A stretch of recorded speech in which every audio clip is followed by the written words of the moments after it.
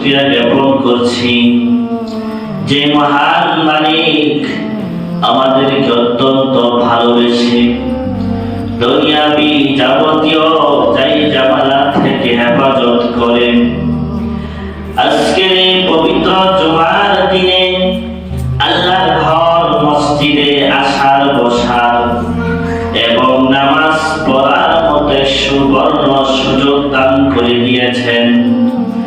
যে মহান মালিক আমাদেরকে এত সব নিয়ামত দিয়ে ধন্য করলেন, সেজন্য আলোচনার শুরুতেই মন প্রাণ উজাড় করে অন্তরের সবটুকু শ্রদ্ধা এবং ভালোবাসা দিয়ে সেই মহান মনিব আল্লাহ তাআলাকে শুকরিয়া জানাই, কৃতজ্ঞতা জানাই।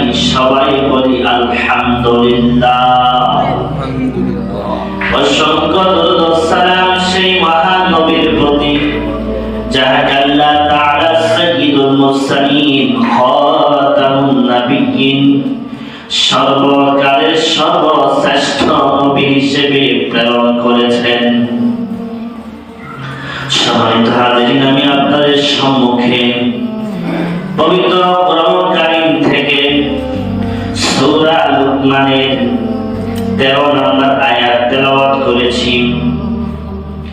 রাসূলুল্লাহ সাল্লাল্লাহু আলাইহি ওয়াসাল্লামের অগণিত হাদিস থেকে একটি হাদিস পাঠ করেছি। আল্লাহ তাআলা তৌফিক দান করলে এখান থেকে কিছু কথা বলবো। ওমা তৌফিকি ইল্লা বিল্লাহ। সম্মানিত হাজিরিন, আমি সূরা লুকমান থেকে 13 নম্বর আয়াত তেলাওয়াত করেছি। হযরত লুকমান আলাইহিস সালাম তিনি ছিলেন আল্লাহ তাআলার একজন প্রিয় বান্দা। তিনি আমাদের নবী উম্মত ছিলেন না, তিনি ছিলেন বনি ইসরাইলের লোক। কিন্তু আল্লাহ তাআলা হযরত লুকমান আলাইহিস সালামকে সম্মানিত করেছেন। হযরত লুকমান আলাইহিস সালাম তিনি কোন একদিন ওনার সন্তানকে এমন কিছু উপদেশ দিয়েছিলেন যে উপদেশগুলো আল্লাহ তাআলার কাছে অনেক ভালো লেগেছিল, পছন্দ হলো, যার কারণে আল্লাহ তাআলা ওই কথাগুলো কোরআনের আয়াত বানায়া আমাদের কাছে পাঠিয়ে দিয়েছেন। এখন এগুলো কোরআনের আয়াত হওয়ার কারণে এগুলো লুকমানের কথা নয়, এগুলো হয়ে গেছে আল্লাহ তাআলার কথা। হযরত লুকমান আলাইহিস সালাম তিনি ছিলেন আল্লাহ তাআলার একজন প্রিয় বান্দা।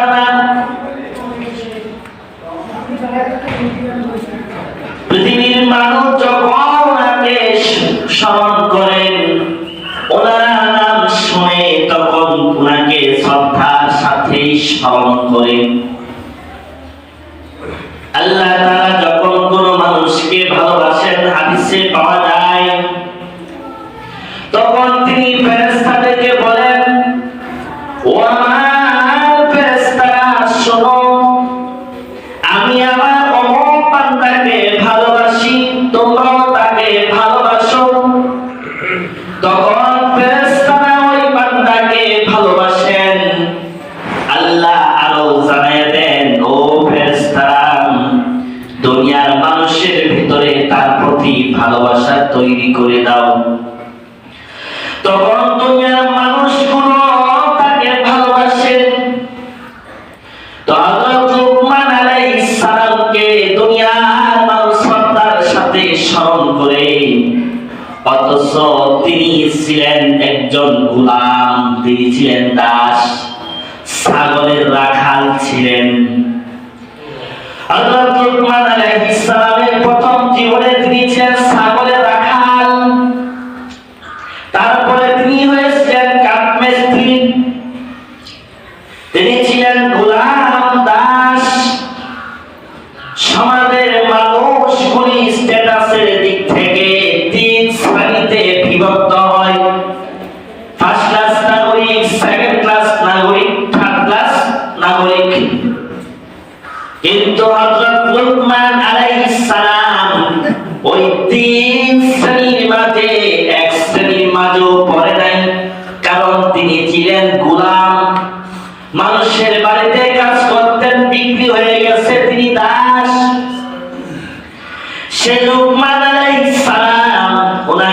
দেখতেও তেমন সুন্দর দেখা যেত না, তিনি ছিলেন কালো মানুষ।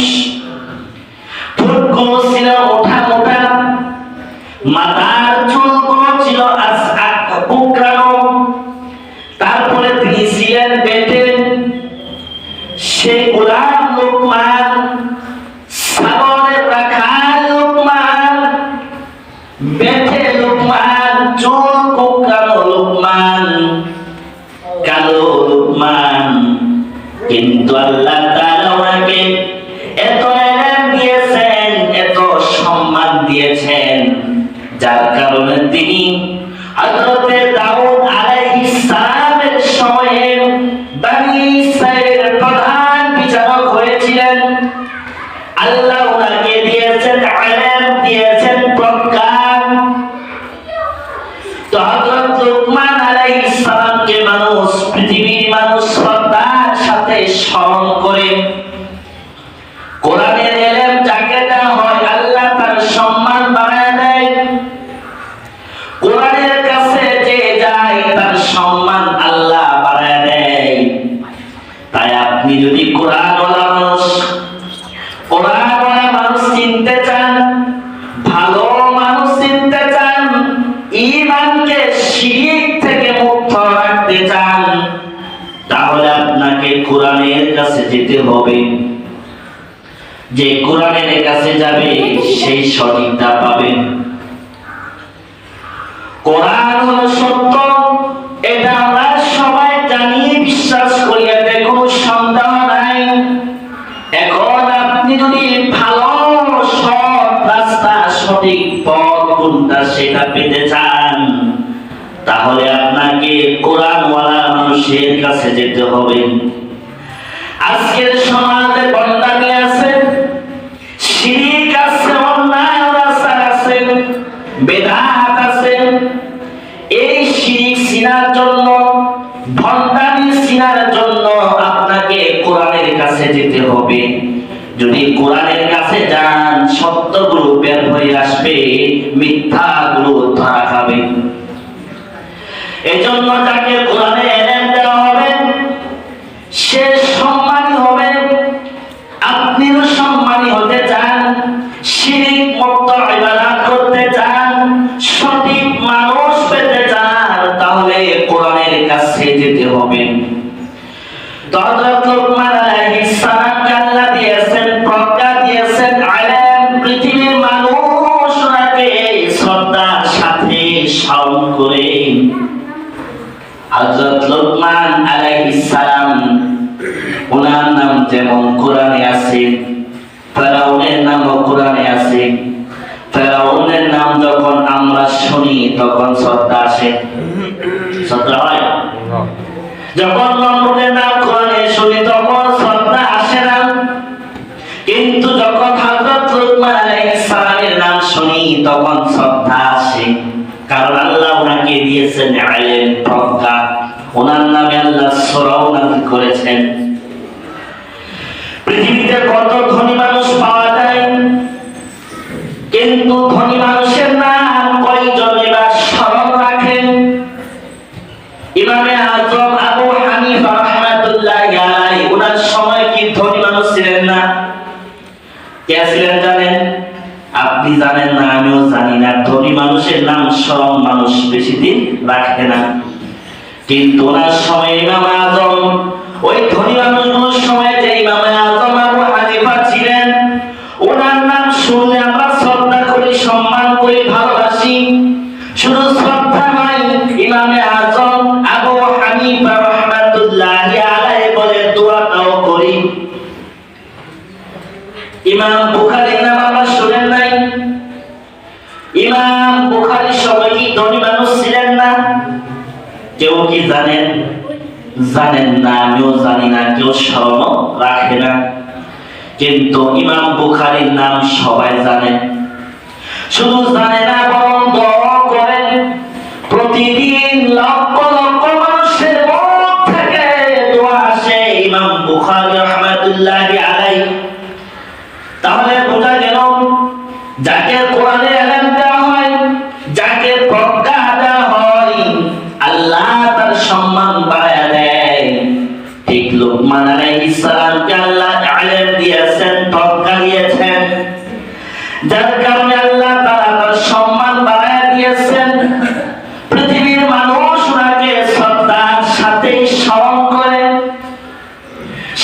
লুকমান আলাইহিস সালাম কয়েকদিন উনি ওনার সন্তানকে এমন কিছু উপদেশ দিয়েছিলেন যেই উপদেশগুলো আল্লাহর কাছে অনেক ভালো লেগেছিল। হযরত লুকমান আলাইহিস সালাম তার সন্তানকে উপদেশ দিয়েছেন 1 ডজনেরও বেশি। তিনি সন্তানকে বললেন, সন্তান শিরক করো না, মা বাবার সাথে ইহসান করো, অহংকার করো না, সৎ কাজে আদেশ করো, অসৎ কাজে নিষেধ করো। এইভাবে 1 ডজনের উপরে কিছু উপদেশ দিয়েছিলেন, যেই উপদেশগুলো আল্লাহর কাছে ভালো লেগেছিল। এই সব উপদেশের মাঝে 1 নাম্বার উপদেশ তিনি তার সন্তানকে দিলেন, ইয়া বুনাইয়া লা তুশরিক বিল্লাহ ইন্নাশ শিরকা লাযুলমুন আযীম। আল্লাহ তাআলা বলেন, লুকমান আলাইহিস সালাম তার সন্তানকে উপদেশ দিচ্ছেন, ইয়া বুনাইয়া, ও আমার প্রিয় সন্তান শোনো, লা তুশরিক বিল্লাহ, সন্তান আল্লাহর সাথে কাউকে শরীক করো না। ইন্নাশ শিরকা লাযুলমুন আযীম, নিশ্চয় শিরক সব অপরাধের মাঝে 1 নাম্বার অপরাধের নাম। হযরত লুকমান আলাইহিস সালাম যে উপদেশটা দিলেন তার সন্তানকে, এই দাওয়াতি কাজ পৃথিবীতে যত নবী রাসূল আল্লাহ পাঠিয়েছেন সব নবী রাসূল করেছেন। সব নবী রাসূলের দাওয়াত একটাই ছিল, সেটা হলো লা ইলাহা ইল্লাল্লাহ, আল্লাহ ছাড়া কাউকে মানা যাবে না। এই দাওয়াত পৃথিবীর সব নবী রাসূল দিয়েছেন। এবার লুকমান আলাইহিস সালাম তার সন্তানকে উপদেশ দিলেন, সন্তান তুমি কারো সাথে শিরক করো না, কারণ শিরক অনেক বড় অপরাধের নাম। যে শিরক করবে আল্লাহ তাকে ক্ষমা করে না। আল্লাহ তাআলা কোরআনে বলছেন, ইন্নাল্লাহা লা ইয়াগফিরু আন ইউশরাকা বিহি ওয়া ইয়াগফিরু মা দুনা যালিকা লিমান ইয়াশা। আল্লাহ তাআলা বলছেন, ইন্নাল্লাহা লা ইয়াগফিরু আন ইউশরাকা বিহি, আল্লাহ বলেন শিরক যে ব্যক্তি করবে তার ক্ষমা নাই। ওয়া ইয়াগফিরু মা দুনা যালিকা লিমান ইয়াশা, এছাড়া আল্লাহ তাআলা চাইলে বান্দা যত গুনাহ করবে আল্লাহ চাইলে মাফ করে দিতে পারেন, কিন্তু শিরক যে করবে এর কোনো ক্ষমা নাই। এটা কার কথা? আল্লাহ কোরআনে বলছেন, এতে কোনো সন্দেহ আছে? আল্লাহ কোরআনে এটা বলছেন তা তো সত্য। আমি কোরআন থেকেই তো বললাম যে শিরক করবে আল্লাহ বলছেন তার ক্ষমা নাই, কারণ শিরক এমন এক অপরাধের নাম যেটা করলে ঈমানটাই চলে যায়। পৃথিবীতে আমরা তো এমন কিছু ঘটনা দেখে থাকি যেগুলো দেখলে আমরা আটকে যাই, ভাবি চিন্তা করি কিরে কিভাবে সম্ভব, এই অপরাধটা সে কেমনে করলো। আমরা অনেক সময় ভাবি না, যেমন দেখা যায় মাঝে মাঝে মানুষ মেরে ফেলে, তখন দেখার জন্য গিয়ে আফসোস করি ওই মানুষগুলো কত কঠিন, তাদের হৃদয় কত কঠোর, যে সে নাই কি বাঁচার জন্য কত হাতে পায়ে ধরছে, কত বাপ ভাই ডাকছে যে আমাদের বাচ্চা, এত অভিনয় করছে, তার কলিজার মধ্যে একটু দয়া লাগলো না, সে কত কঠিন। আমরা আফসোস করি। বাস্তবতা বোঝানোর জন্য বলছি, কিছুদিন পূর্বে আমাদের এলাকায় নীলক্ষী খালের পার একটা মানুষকে মেরে তারপরে খালের মধ্যে রেখে দিছে। আমি নিজের চোখে দেখে আসলাম। পানির মধ্যে পিঠটা শুধু দেখা যায়, মাথা নিচে, গায়ে কোনো কাপড় নাই। তো এবারে যখন দেখলাম, দেখার পরে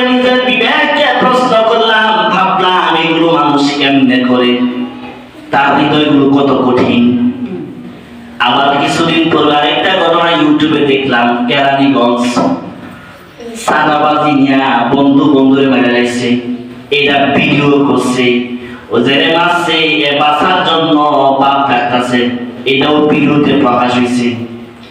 এগুলো যখন আমরা দেখি, আবার এমন কিছু ঘটনা দেখি, মানুষরা মারার পরে সে ক্লান্ত হয় না, বরং টুকরা টুকরা করে এক একটা অংশ এক এক জায়গায় ফেলে দেয়। এমন ঘটনা মাঝে মাঝে শোনা যায়। এই যে অপরাধগুলো মানুষ শুরু করে, আমরা নিজেরা ভাবি এগুলো সবচেয়ে বড় অপরাধ মনে হয়, কিন্তু এমন ধরনের অপরাধ আরো যত অপরাধ আছে, চুরি, ডাকাতি, হত্যা, লুণ্ঠন, ধর্ষণ, যত অপরাধ মানুষ করে, এই সব অপরাধের মাঝে এক নাম্বার অপরাধের নাম হলো শিরক। যে শিরক করবে তার ক্ষমা নাই। দুনিয়া তো কিন্তু আমরা এমন কিছু ঘটনা পেয়ে যাই যেগুলো আমরাও ক্ষমা করি না।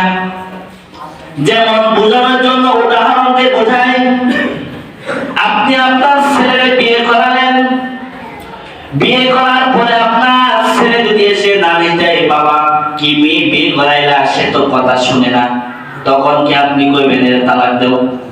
এটা বলবেন না, বরং বলবেন এর বুঝাও, ঠিক না? কিছুদিন পরে সে বললো বিয়ে তো করালেন, সে তো নামাজ পড়ে না, বাবা বলবে না তার ছেড়ে দাও, বরং বলবে তাদের বুঝাও। কিন্তু কিছুদিন পরে আপনি দেখলেন যে আপনার ওয়াইফ বাবার বাড়িতে গেছে, সেখানে যাওয়ার পরে আগেকার সময়ে বিয়ের আগে এক বন্ধুর সাথে সম্পর্ক ছিল, তার সাথে পরক্রিয়া করছে। এই খবর পাওয়ার পরে, সত্যতা যাচাই হওয়ার পরে, আপনি যদি আপনার বাবার কাছে এসে বলেন, বাবা এমন এমন ঘটনা ঘটছে, এই কথা শোনার পরে আমার বিবেক সাক্ষী দেয়, কোনো বাবা বলবে না তাকে রাখো, সব বাবাই বলবে তার ছেড়ে দাও। কারণ যে মা চরিত্রহীন থাকবে, তার পেট থেকে ভালো সন্তান আসবে না। তাই সব বাবাই তো এই কথা বলবে, তার ছেড়ে দাও, আমার বাড়িতে আনা যাবে না।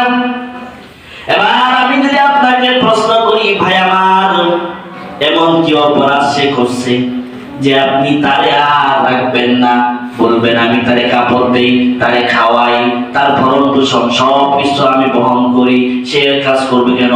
এখানে আমার হকে অন্যকে বসাবে কেন?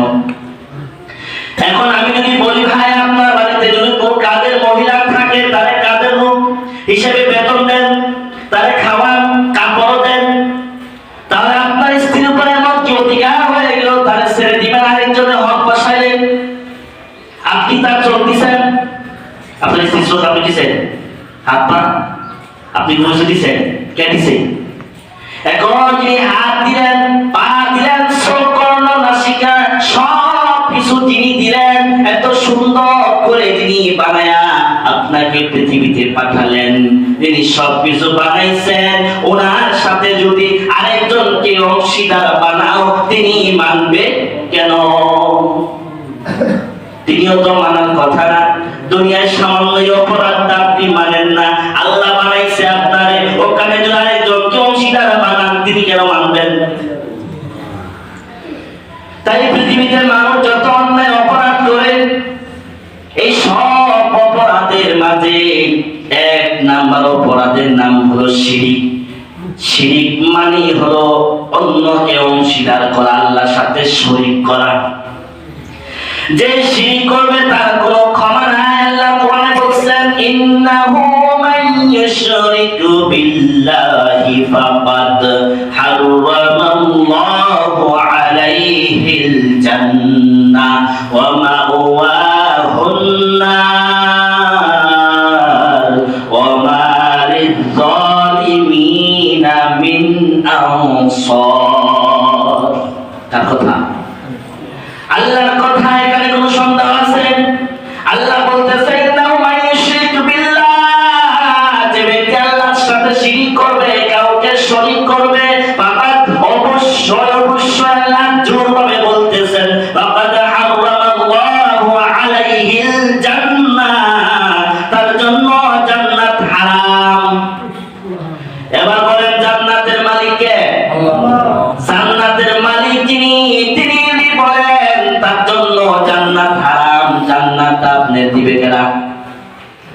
তিনি মালিক, তিনি তো হারাম করে দিচ্ছেন।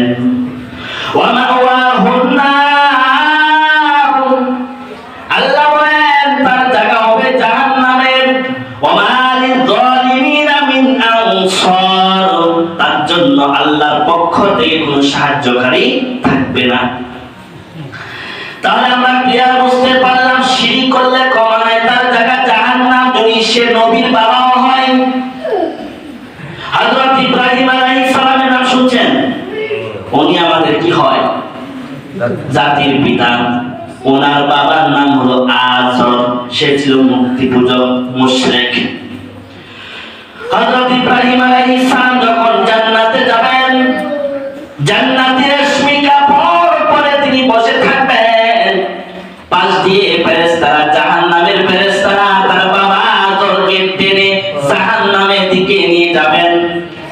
ইব্রাহিম আলাইহিস সালামকে দেখে তার বাবা আজর চিনে ফেলবেন, ইব্রাহিম আলাইহিস সালামও চিনবেন। তখন আজর বলবে, ইব্রাহিম তুমি তো আমার সন্তান, আজকে তুমি আমাকে বাঁচাও। তখন ইব্রাহিম আলাইহিস সালাম বলবেন, দুনিয়ায় তো কত বলেছিলাম ওই মূর্তির পূজা করো না, সে চোখ আছে দেখে না, কান আছে শোনে না, মুখ আছে কথা বলতে পারে না, ওই মূর্তির কাছে না মাথা নত করো না, নমন করো না, কত তো বলেছিলাম, শোনো নাই। আজকে শুনলে কি লাভ হবে?